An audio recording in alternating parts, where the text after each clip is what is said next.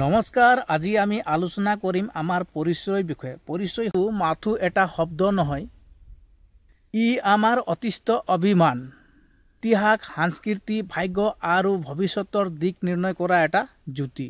আমাৰ পৰিচয় কেনেকুৱা? আমাৰ পৰিচয় কাগজৰ ওপৰত লিখা এটা শব্দ নহয়, আৰু আমাৰ পৰিচয় উত্তৰাধিকাৰ, যি আমাৰ পূৰ্বজ অশ্ৰু, ঘাম, ৰক্ত আৰু সংস্কৃতি গঢ়ি তুলি গৈছে। পৰিচয় মানে কোন জাতিৰ পৰা আহিছোঁ, কোন ভাষাত কথা পাতিছোঁ, কোন নাচ গানত মনৰ ধ্বনি বাজে, কোন মূল্যবোধ আমাৰ মনক বান্ধি ৰাখে, আমাৰ পৰিচয় হেৰুৱা নহয়, বিক্ৰী হোৱা নহয়, গৌৰৱ, শক্তি আৰু সংগ্ৰামৰ পথ। আমাৰ পৰিচয় কালি নহয়, ইতিহাস। আমাৰ মানুহ পৰ্বতৰ পথ পাৰ হৈছে, বন জংঘলৰ পৰা সভ্যতা লৈছে, কামৰ মজুৰিৰে দেশৰ মাটি উৰ্বৰা কৰিছে, কিন্তু নিজৰ পৰিচয় পোৱাৰ বাবে শতাব্দীৰ যুদ্ধ কৰিছে। ইমান দামৰ যদি জানে নিজক পৰিত্যাগ নকৰিব, পৰিচয় গৰ্ভৰে বহন কৰিব।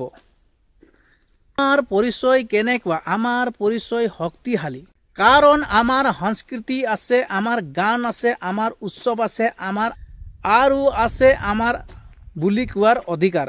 আৰু আমাৰ পৰিচয় স্থিতিশীল, কাৰণ জাতি যে মূল গভীৰ, সেই জাতিৰ গছ কাটি পেলালেও নতুন পাত উলিয়াই পোহৰ দেখুৱায়।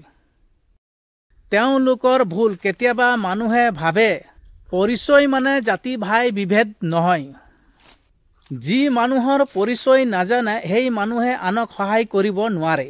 পৰিচয় শত্ৰু নহয়, জিত, আত্মবিশ্বাস আৰু দিক আৰু পৰিচয়ৰ ভৱিষ্যত।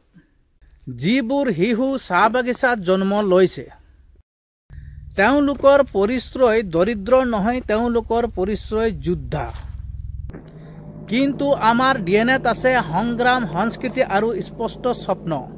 পৰিচয় গছৰ পাত নহয়, গছৰ মূল। বাতাসে কেতিয়াও উৰুৱাই লৈ যাব নোৱাৰে।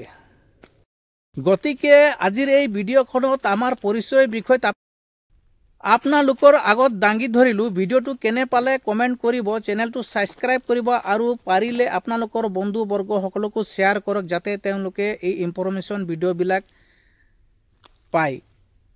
আশা কৰিছোঁ আপোনালোকে ভিডিঅ'বিলাক চাই ভাল পাইছে। আজিৰ এই ভিডিঅ'খনত ইয়াতে সমাপ্ত কৰিছোঁ। ধন্যবাদ।